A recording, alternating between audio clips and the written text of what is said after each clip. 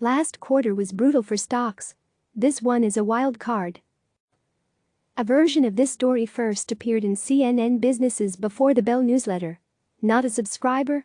You can sign up right here. London. The first quarter of 2020 was the worst 3 months for stocks since the global financial crisis. And it's hard to say whether April through June will be any better. The details. The S&P 500 Inc. fell 20% between January and March. It was the worst quarter for the index since the end of 2008, when the S&P 500 fell 22.6%. Since World War II, the index has dropped 20% or more in a quarter just 5 times, according to Bespoke Investment Group. So, safe to say it was a brutal start to the year. But looking forward, what can investors expect? History suggests a rebound. Bespoke's team points out that 7 out of the 8 times the S&P 500 has dropped at least 15% in a quarter since World War II, the index rose the following quarter, with an average gain of 5%. Returning to previous levels takes time, Morgan Stanley strategists told clients on Wednesday. The investment bank noted that global stocks typically take 15 months to recover to prior peaks after hitting bear market lows, while the S&P 500 generally takes 20 months. But because the coronavirus and efforts to contain it are totally without modern precedent, these examples only get us so far. See here. President Donald Trump cautioned on Tuesday that between 100,000 and 240,000 Americans could die in the coming weeks. That warning has sent stocks lower on Wednesday. Markets are reacting to a likely increase in the duration and breadth of coronavirus lockdowns in the U.S. and elsewhere, which is pointing to a potentially deeper and longer-term hit to economic activity than was anticipated even a week ago, Stephen Innes, a strategist at Axicorp, said in a note to clients. Companies around the world are halting shareholder payouts. Companies typically resist slashing payouts to shareholders at all costs. But the depth of the shock from the novel coronavirus, which has triggered a deep recession and imperiled millions of jobs, has left many firms with no choice. Goldman Sachs estimates that S&P 500 dividends will decline by 25% this year. Citigroup, meanwhile, thinks dividends in Europe, which are typically more generous than in the United States, could be sliced in half.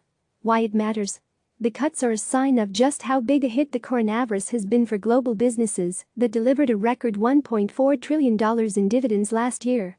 And it could cause further pain for asset managers such as pension funds, which rely on income from dividend stocks to fund payouts to retirees. Pressure to slice dividends is coming from many sources.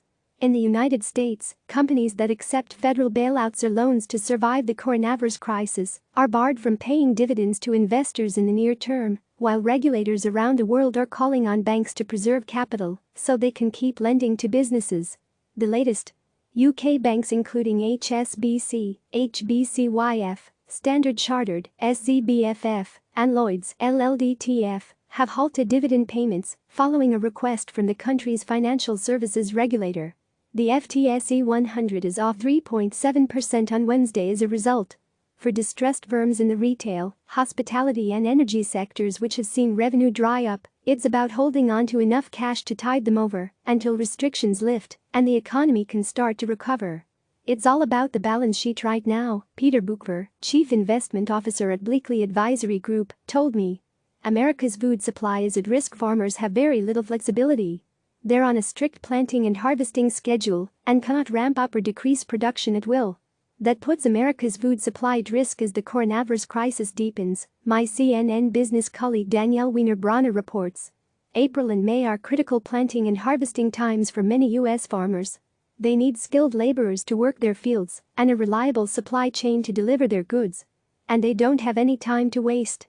If farmers can't find enough workers or if their farming practices are disrupted because of the pandemic, Americans could have less or pricier food this summer. And because farmers around the world face similar problems, the United States could receive fewer food imports, potentially limiting supply and driving up prices. Prices of some items are already higher due to stockpiling. Know this stat. The price of futures contracts of frozen orange juice concentrate trading on the Intercontinental Exchange has jumped by more than 23% so far this year. Up next. Market releases its surveys of manufacturing purchasing managers, which face close scrutiny from investors and economists. Also today, And Oren Poseda's private employment report for March hits at 8:15 a.m. THEISM Manufacturing Index for March, a crucial gauge of U.S. manufacturing, arrives at 10 a.m. Eastern Time. Coming tomorrow, U.S. initial unemployment claims are expected to hit another record high. They reached nearly 3.3 million last week. Click subscribe to receive the latest news.